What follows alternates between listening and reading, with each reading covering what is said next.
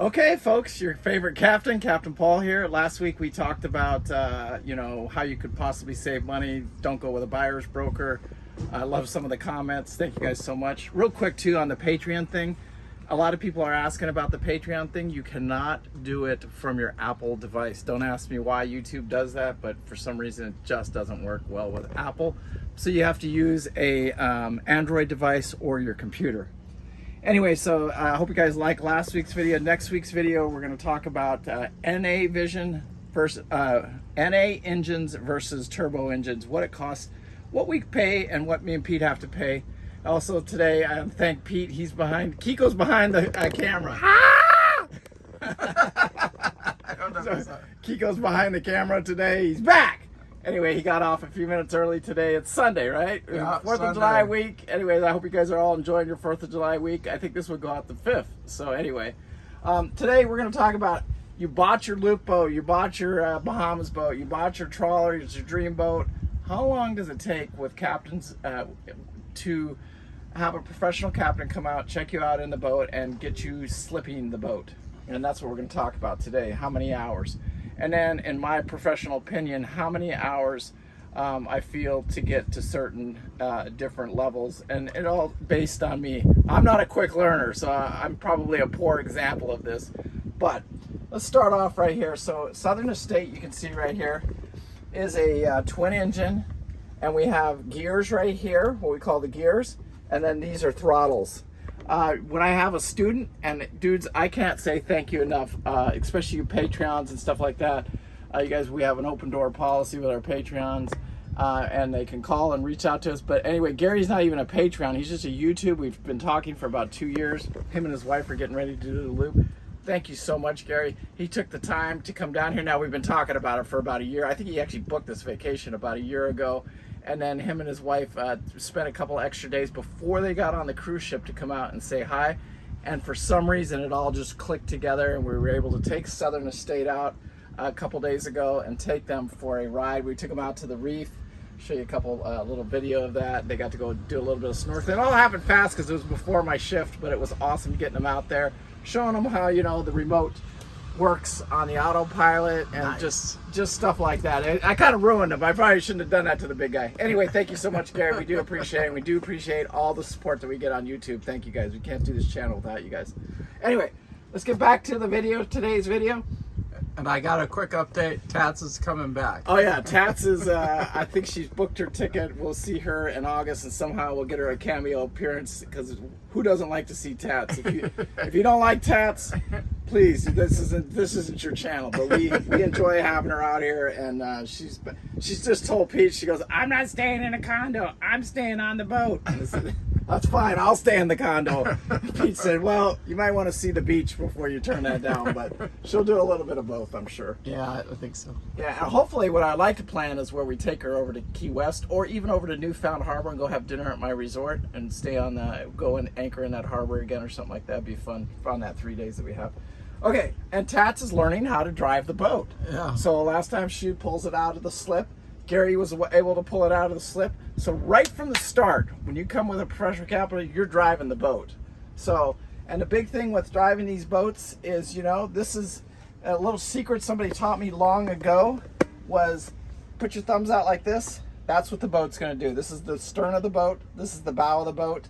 And it's a little trick somebody taught me, and it's worked well for me over when I was learning to drive the controllers. I like that. And typically what I teach people is, this is forward and that is reverse.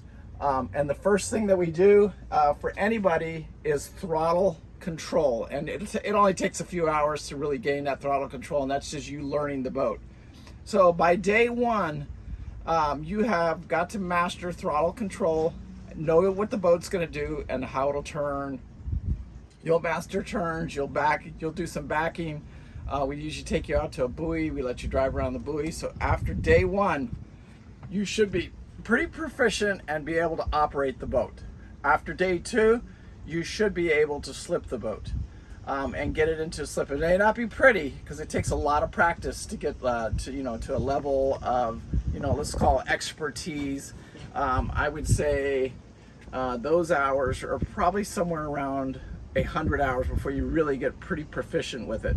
But just learning how to drive the boat after 2 to 3 days depends. You should be able to slip your boat, and those are probably about 2 on the water, pulling it in and out of the slip of, you know, probably 4 to 5 hour days. We call them 10-hour days, but they're actually pulling them in and out of the slip because there's a lot to do before and after that. Yeah, and everybody learns at their own pace too. Some right. people, it takes a little longer. But that's pretty typical, you know. By that 3rd day, you should be pretty proficient. After about 3 weeks, you should be backing the boat into the slip With confidence. with pretty decent confidence. You should be able to know how to stop your rear end. I prefer, this is just me now, I prefer backing in, but you can't back in on every marina. You can't pull forward on every marina, especially you guys wanting to get ready to do the loop. That's a challenging thing about the loop, and you know, we talk about it in some of the videos. I need to do that in a couple of videos. It's really you know, that why the loop is so stressful, and it's that first. I could teach anybody how to drive a boat and put it into the same slip and the same scenario every single time. Yeah. But on the loop, it's different. It's a different marina every single time. And I'll tell you what, the biggest thing, Chief, show them the front of the boat right there, because the biggest thing that I can teach somebody is that when you get on the boat and you're starting to learn to drive the boat and you're coming down this fairway going into this marina, you're going to say to yourself, you're going to look at that and you're going to say, that's impossible. You can't even turn the boat around in there. And that's what it looks like from that angle. It's just really tall. I mean, a lot of these fairways, you know, you're talking less than 100 feet a fairway to get the boat turned around and into the slip. And this boat is 50 feet, so it only gives you 25 feet in the rear and 25 feet in the front. And it does look like a very tight scenario. And to get rid of that, you know, it's probably 2 to 3 days. But on the loop, you're doing that every single day in every different marina. They all look tight. You know, real estate's expensive. We all know that. So they tighten up the fairways, you know, and get as many slips into these marinas as they possibly can. And it can look challenging. It can look really, really challenging. And to get past that fear, I don't know, what do you think, Chief? About 40 hours. Or maybe a little longer, but yeah, it could be. Yeah, and then but like I said, for you to be really competent, and this isn't training from the captain, this is just your experience, about 100 hours, I would say. You're pretty competent at that time. You can do almost anything you want with the boat. And these most people, I'm finding that you guys have some type of boat experience, or mechanical or tractors. Another good thing that my boss says at work is a bobcat, because these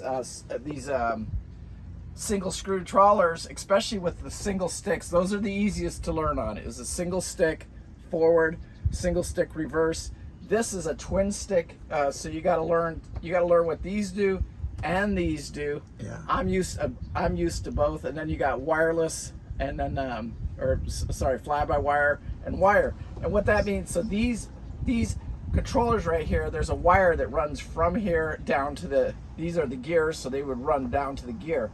These are the throttles, so they would run to the injector pump on the engine. On a fly-by-wire, those are usually just single controllers, and they will have a wire, and then there'll be a remote situation where it just goes forward. And it's just a little bit different feel and stuff like that, but those are typically the easier ones to train people on. But when those things fail, they fail, and you can get in trouble with that. Yeah. And you don't want that to be your first couple experiences with your boat. But anyway, I just wanted to share this video with you this week. And like I said, next week's video, we're going to talk about NA engines versus turbocharged engines. You guys will be, some of you guys will be shocked, some of you won't be so shocked of the cost difference of what it costs to run a turbocharged versus a naturally aspirated engine. But we'll break down the cost for you. Maybe I'll even do it in the engine room of Southern Estate here, so you can see my beautiful Lehmans that I love keeping in such great shape. Anyway, peace out, guys. Thank you so much for watching. I do appreciate it. And be good or be good at it. Thank you. All right, guys. Good talking to you.